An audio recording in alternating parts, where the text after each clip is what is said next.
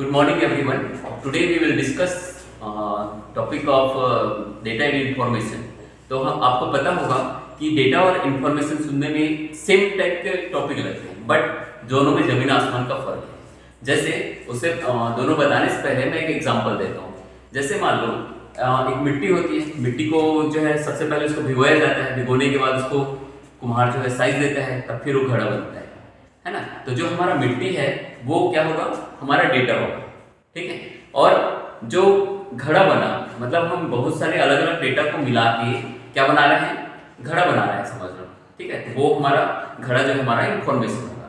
Same उसी तरह से जैसे हम कोई इंग्लिश की टॉपिक लेते हैं, जैसे सबसे पहले हम स्टार्टिंग में पढ़ते हैं ABCD, ठीक है।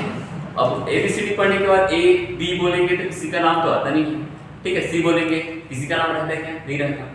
तो ये सभी जो है ABCD मतलब अल्फाबेट 26 मिला के किसी का नाम बनता है, ठीक है। तो नाम को हम एक बार इंफॉर्मेशन बोल सकते हैं। मान लो हमारे घर में 5 मेंबर्स हैं, मान लो किसी का नाम उसमें से राहुल है, तो राहुल को बुला रहे हैं, तो राहुल हमारे लिए क्या हो गया, डेटा हो गया, ठीक है। सेम अगर हम कॉलेज में हैं तो हम अगर मान लो उसी राहुल, कॉलेज में क्या है स्ट्रेंथ बड़ा होता है, जैसे 100 की स्ट्रेंथ हो सकता है, 200 500 के हो सकता है। अब उस क्लास जैसे मान लो BSc क्लास है, उसमें राहुल नाम का 10 लोग हैं, ठीक है। अब जैसे हम घर में राहुल बोलते हैं वैसे वहाँ भी राहुल बोलेंगे, लेकिन पर्टिकुलर सभी का जो है कॉलेज में जाने के बाद यूनिक नेम हो जाएगा, है ना। जैसे उनके पापा का नाम रहेगा साथ में। अगर मान लो मैं बोलूँ राहुल को बुला के रखो, तो क्या वो राहुल को बुलाने में उसको दिक्कत होगा? अगर 10 लोग हैं तो दिक्कत हो गई। लेकिन हम उसी के साथ अगर सरनेम डालते हैं, साथ में पापा का नाम डालते हैं, तो उसको हम बुलाने में आसानी हो जाएगा, ठीक है। तो जो हम उसमें एक सीक्वेंस बना रहे हैं, है ना, उसको हम बोलते हैं इंफॉर्मेशन। लेकिन अगर हमारे पास सिर्फ नाम है राहुल और 10 लोग का अलग अलग नाम है, तो वो क्या होगा, हमारे लिए डेटा है। उसी डेटा को हम अगर सीक्वेंस में रखें तो उसको हम बोल सकते हैं इंफॉर्मेशन। अब देखिए एक और एग्जांपल देता हूँ मैं। जैसे मैं मान लो मेरे पास कुरियर की सर्विस है, ठीक है।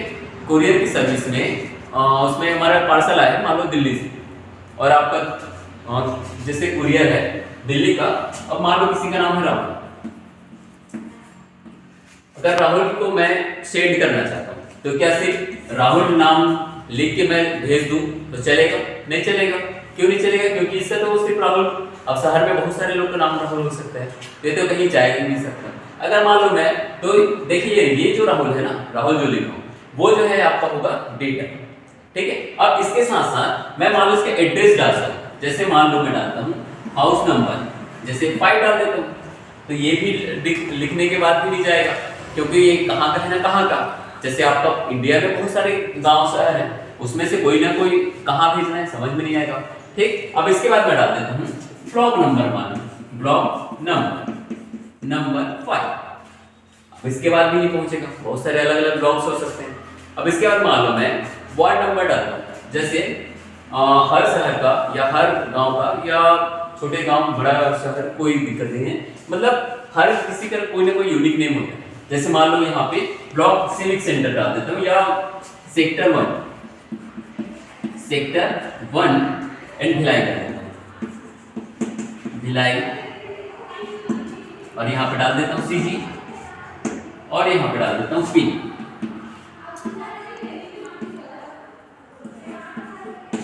एग्जैक्ट कंफर्म नहीं है मेरे को, लेकिन अगर मैं ऐसे लिखूं तो क्या हमारा पोस्टल डायरेक्ट जा सकता है?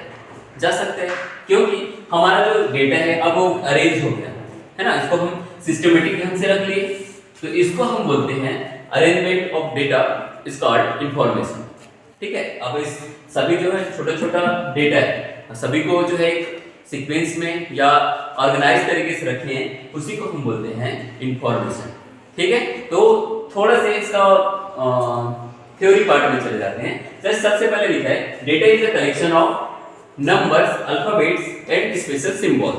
तो ये क्या है, जैसे राहुल, अब इसमें मैंने अल्फाबेट यूज किया है। अब यहाँ पे 05 ये क्या हो गया आपका नंबर्स हो गया।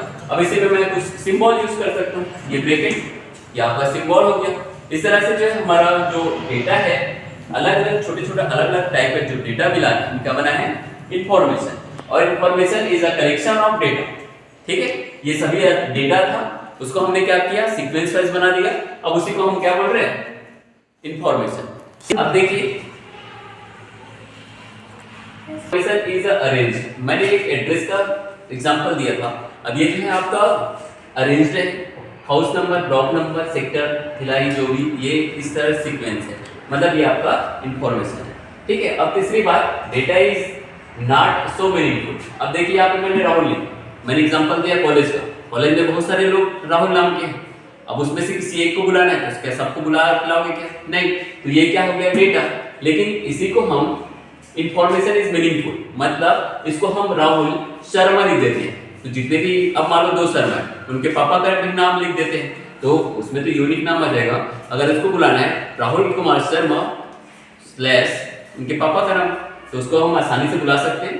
ठीक। अब उसके बाद बोल रहे हैं data does not directly help in decision making, मतलब अब देखिए डेटा राहुल है, मैंने बताया कॉलेज के एग्जांपल दिया है ना, या एड्रेस पोस्टल ऑर्डर सेंड कर रहे हैं, तो क्या बोल रहा था कि अगर मैं सिर्फ राहुल लिख दूं और इसमें हम डेटा को शेयर करें, या डेटा नहीं, पोस्टल जो भी रहेगा हमारे पास या कुरियर सेवा, इसको डायरेक्ट सेंड कर सकते हैं? नहीं कर सकते।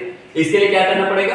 पूरा सीक्वेंस चाहिए। तो सीक्वेंस के लिए क्या बोल रहा है? Information directly helps in decision making, मतलब इंफॉर्मेशन जितना भी रहेगा हम उसको डायरेक्ट एक्सेस कर सकते हैं, उसका पूरा डिटेल सेंड कर सकते हैं हमारे पास जो भी रहेगा।